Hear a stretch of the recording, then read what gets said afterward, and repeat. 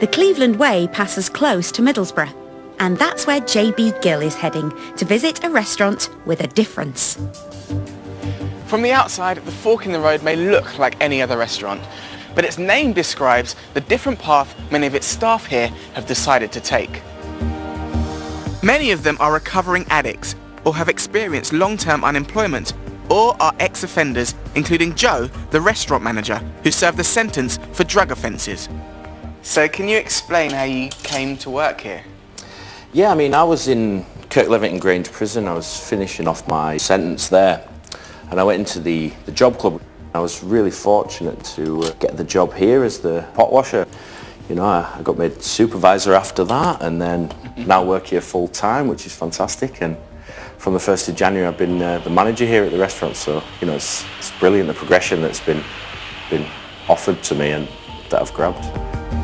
The restaurant is part of the Middlesbrough and Teesside Philanthropic Foundation. It's the brainchild of businessman Andy Preston, who has a passion for helping others. Certainly I was brought up as a strong Catholic.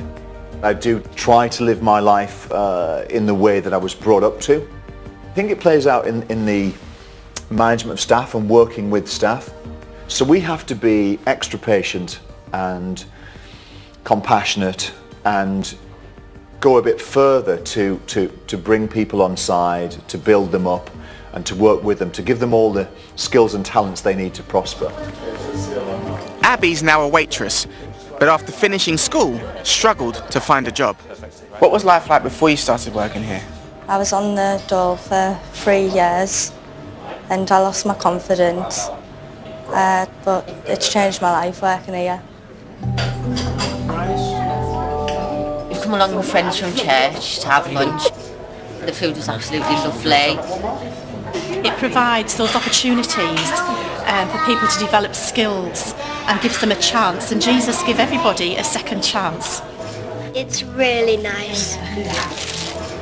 We live in a social media age that the moment you screwed up, everybody knows about it, everybody's judging you about it, that's it, you're gone.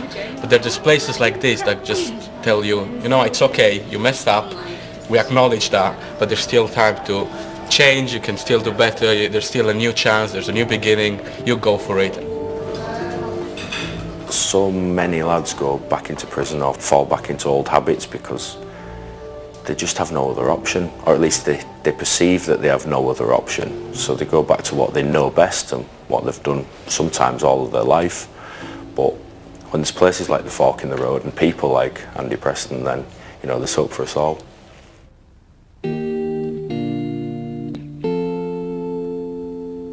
We choose to serve you,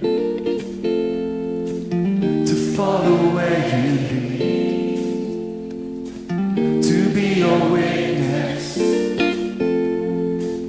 to be your hands and feet. We say yes, my soul says yes, whatever you have for me, whatever lies ahead. We say yes, my soul says yes, whatever you have for me, whatever lies ahead. We say yes.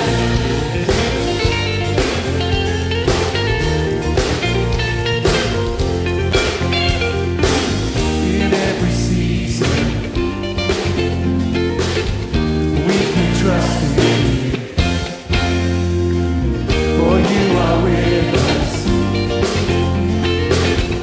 You are always good. We say yes, my soul says yes, whatever you have for me, whatever lies ahead. We say yes, my soul says yes, whatever you have for me, whatever lies ahead. We say yes.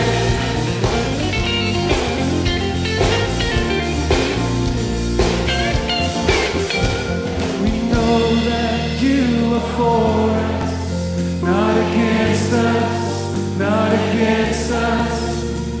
We know that you are for us, not against us, not against us. We know that you are for us, not against us, not against us.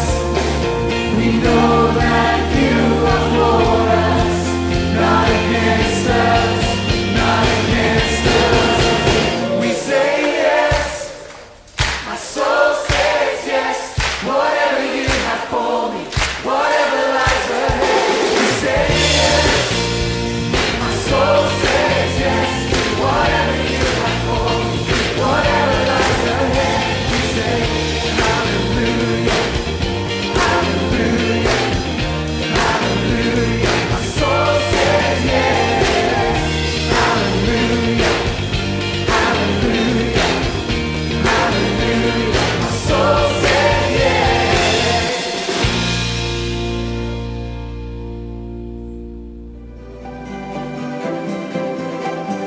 I'm actually quite enjoying this. It's gorgeous. I mean, doesn't the Rye Valley look absolutely beautiful? Stunning. Now on Songs of Praise we like to bring you a variety of Christian music. One of the important dates in the calendar is Gospel Choir of the Year competition. If you sing with a choir, now is the time to enter. All the details can be found on our website bbc.co.uk/Songs of Praise, along with the all-important terms and conditions and privacy notice. The closing date is Sunday the 2nd of June. Now, one of the highlights of the competition is when all the choirs come together to sing. Here they are at last year's final in Nottingham, performing Joyful, Joyful. Joyful, joyful, Lord, we adore thee. God of glory, Lord of love.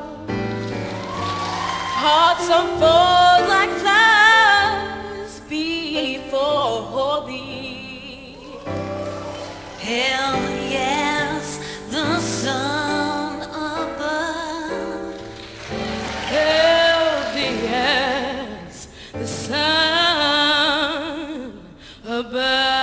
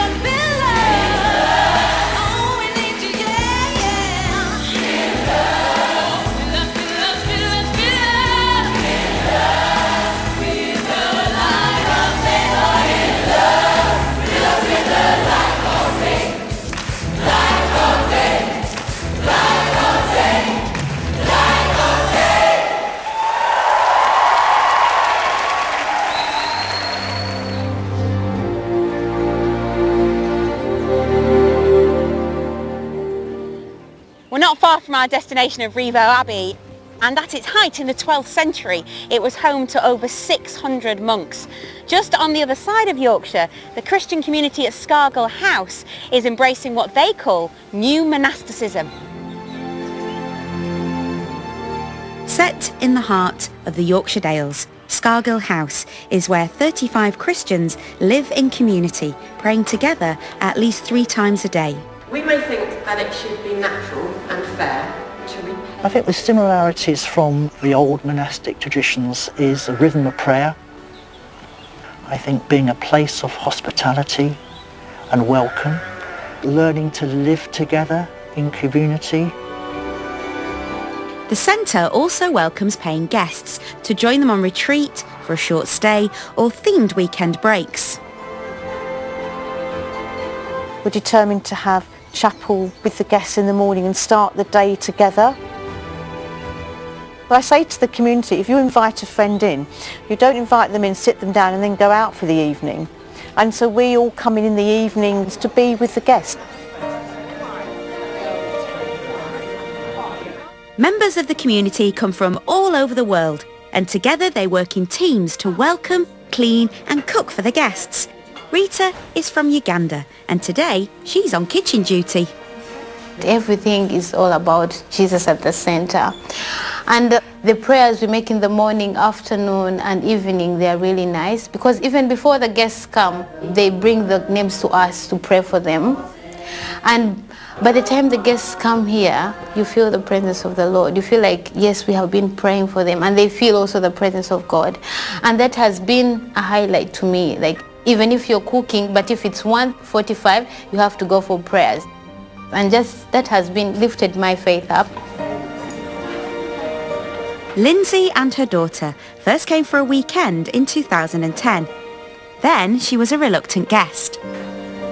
I have no experience of retreat houses or communities before, never been to anything like that. I think there are probably still gouge marks in the drive where I was dragged up. I really didn't want to come. And as I came up the drive, and then we came into the house, and we were first here, and I had this real sensation of just letting go and breathing. Yeah, and it was definitely of God. It was a real encounter with God. I felt him just saying, you know, breathe, it's okay, I'm here. And I thought, oh, that's a bit weird. And so we had to come back and see exactly what was going on. 2 years after that first visit, single mum Lindsay and her daughter moved in. Ella was 7 at the time, and she's grown up in the community.